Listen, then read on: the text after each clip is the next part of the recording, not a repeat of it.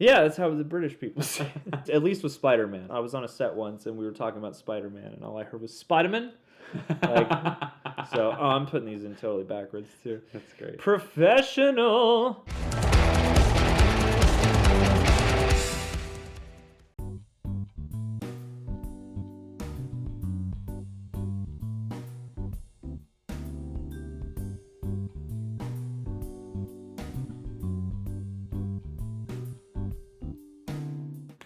What's up, Reject Nation? My name is John Humphrey, and with me is my darling Kylerman. That's correct. That's right, Kyle Eilerman of the YouTube channel Fan Theory TV. A lot of good shows on there, a lot of watch-alongs, cooking, different nerdy things and whatnot. Kyle is a comic book expert. At least in Marvel. At least in Marvel. All right. I'm not going to go too far. What's your favorite Iron Horse book?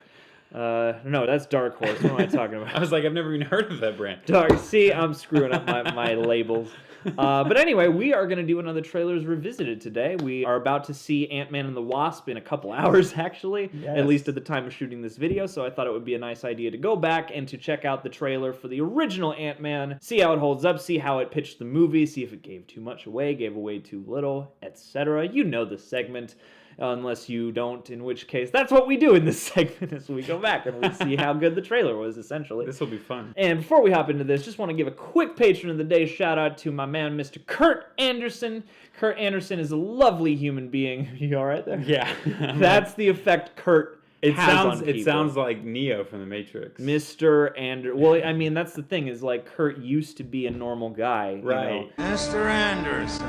Working in porn like you do, not living very healthy, and then he woke up one day, man, he red-pilled himself, and now he's a nomad, traveling the world, living life to the fullest, not owning much, but being rich in spirit, and this is just a great big advertisement for how great Kurt is. Yeah. So if you ever have the pleasure of meeting Kurt Anderson, you should probably hang out with him. I bet in his travels, if anyone's been to the quantum realm, it's probably Kurt.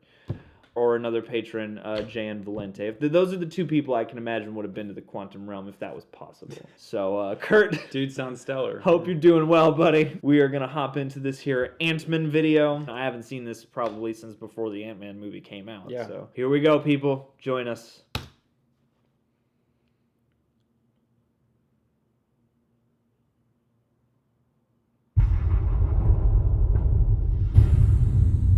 Imagine a soldier the size of an insect. The ultimate secret weapon. You give godlike powers to everyone, it's going to be chaos. A lot more intense than I remember. Right. By knowing I. Oh, yeah. Scott, Oh, I've wow. been watching you for a while. They're You're like different. really building I up believe this everyone drama. deserves a shot at redemption. Yeah. Do you? Absolutely. My days of breaking into places and stealing stuff are over. What do you want me to do? I want you to break into a place and steal some stuff. Makes sense. Are you ready to become the hero? Now, the suit has power. You have to learn how to control it. And these are your greatest allies. You're kind of cute. When you're small, you have superhuman strength. You're like a bullet. So you need to know how to punch. You want to show me how to punch? Show me how to punch. That's how you punch. You tried to hide your suit from me. Now, it's gonna blow up in your face and destroy everyone you care about. It's funny, I got chills. Yeah. Scott, get out of there! Did you think you could stop the future? You're just a thief! I'm Ant-Man. I know. It wasn't my idea. Nice editing.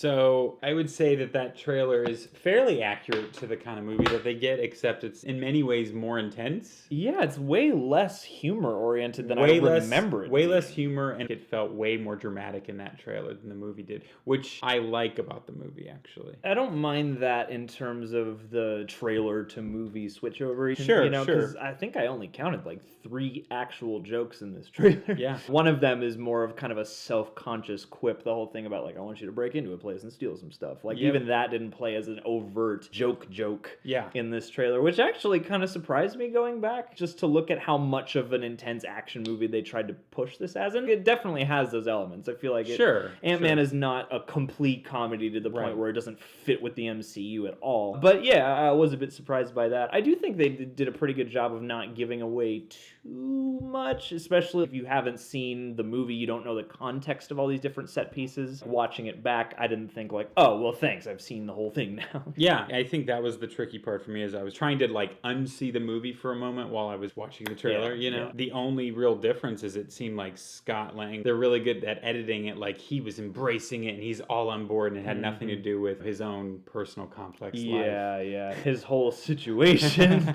basically, at the time the movie kicks off. Yeah, I'm surprised, like, it doesn't give you as much context about the Scott Lang story. The actual main character. Yeah, where he's coming from. It mostly just highlights the adventure of becoming Ant-Man and what the sort of military aspect of that is, the sort of micro-soldier element. Yeah, which, I mean, was still enough to bring people, I mean, as if they weren't going to go there anyway with it being a Marvel movie, but it's harder to sell something based on a teeny little character. Yeah. So they got to probably in the trailer make it more intense because we have so many other stories going on there. So maybe that was kind of their incentive. I get it. It sold me if I've never seen it. It sells you on the aspects of the MCU you already liked and are already tried and true. If it was me, I might have gone with a slightly different angle for this trailer, but I understand the position they're in. And looking at the Ant-Man and the Wasp advertising, it seems like the tones are a lot more evenly represented. Watching this, another thing that struck me on that note is that you see the action and it looks really cool, and it is very specific because you have the ability of shrinking and blowing up to go with it.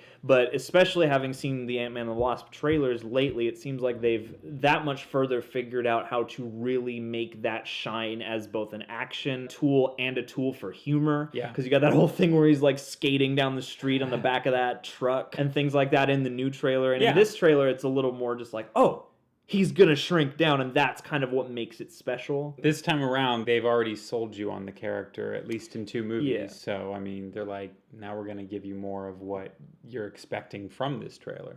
I think if they went too intense for the second one, which they still go pretty intense. I mean, Ghost looks pretty crazy. I don't think you're ever going to get an Ant-Man movie that is devoid of that kind of intensity. I just mean trailer-wise, it has a good balance, but they definitely featured that comedy way more in this new trailer. I feel like this trailer encapsulates some of the situational humor, like with the train and they're small and, you know, but not as much of the banter-based humor. Yeah. You know, because it is actually kind of written like a comedy. In the new trailers, they also feature any of his team at all. Like Michael Pena is at least in the Ant-Man and the Wasp trailer. His buddies aren't anywhere in here, are they? This is my fan theory. No. You're the guy. I honestly think they're probably going to be in like 1 or 2 scenes tops. I just don't think they're going to be like a huge part of the overall story. Okay, because like in Ant-Man, in the original Ant-Man, they are a pretty prominent element of the story, element of his team in general. And so to not have them in this trailer at all is like, as a viewer, if I'd just, you know, seen this at the time, those characters are a cool surprise. Right. So it's kind of neat that they kept them out of the trailer, and it's maybe a little much to try and communicate to people and all that stuff. But I think this is ultimately a pretty good trailer and a pretty interesting earmark of the time and place that it came out in the Marvel Cinematic Universe timeline. For me, at least, looking back at it, I actually think it was more effective for me now than it was at the time, just because it was like, Ant-Man? Really? Yeah. Well, and I guess on the negative side of things, I can see that being kind of a response to a trailer like this that doesn't give you as much of a sense for the true tone and the true motivation Which is of why the movie. I get why they went in that direction for that trailer, because they needed to, I feel like.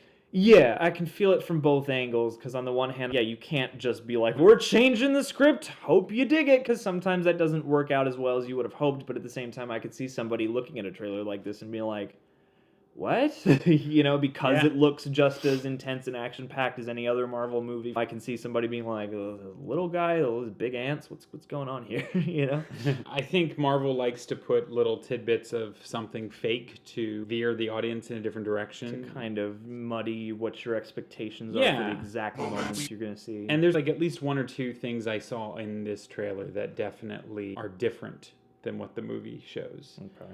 Especially the rooftop part with Yellow Jacket, which is actually in the movie with the Falcon. Okay.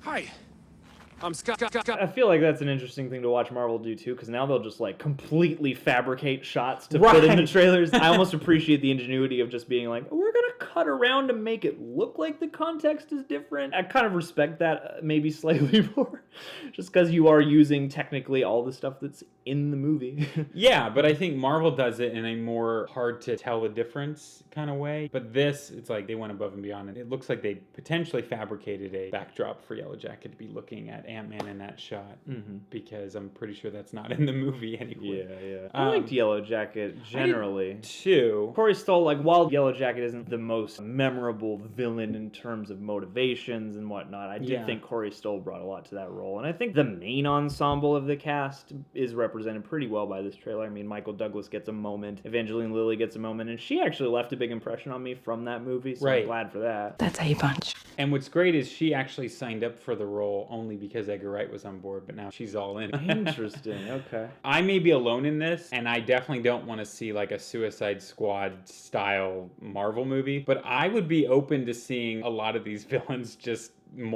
seeing more of them. That's the thing too, is the more of them we get and the more of them get vanquished and pushed off to various outcomes, it would be almost nice to have a sense for the community that is the villains as much as you get the community that is the heroes from these movies. Like a real whenever I hear the term rogues gallery, I literally imagine a gallery full of rogues. So like if I could imagine that for the MCU, I feel like that would be cool. I mean, we don't want to go down the realm of Spider-Man 3 where it's like, you hate Spider-Man, so do I. Yeah. Let's team up. We don't want that. Yeah, just in the sense of the overall scope of the world. I don't want to have every movie trying to team up 1,000 villains to get your Sinister Six plot line going or something. No. I feel like the groups need to chill out a little. Well, and it should feel natural, and there's nothing natural about that. Yeah. But all in all, this is an interesting trailer to go back to, actually. This is more interesting than I thought it was going to be, just in terms of the tone and how they pitched this. Yeah, I had actual chills, and I've seen the movie, and I have seen this trailer a million times, and yet I'm watching this, like, trying to be seeing it with fresh eyes, and I was just like, ooh, this looks good, yeah. Well, what do you guys think? Do you think they advertised Ant-Man pretty well with this, or would you rather have seen a different take on the tone? Let us know. And as always, you can subscribe to The Real Rejects. Click that notification bell to get updated every time a review or a video is out, because the subscribe button doesn't actually do that. Who'da thunk? Check out the Kylerman on Twitter and Instagram, Fan Theory TV on the YouTube. There's a lot of good content over there. And become a Patronaject today if you love us that much, if you want to get involved in our little community. Got a lot of great people over there. We're doing full-length TV show watch-alongs. We're doing music video stuff.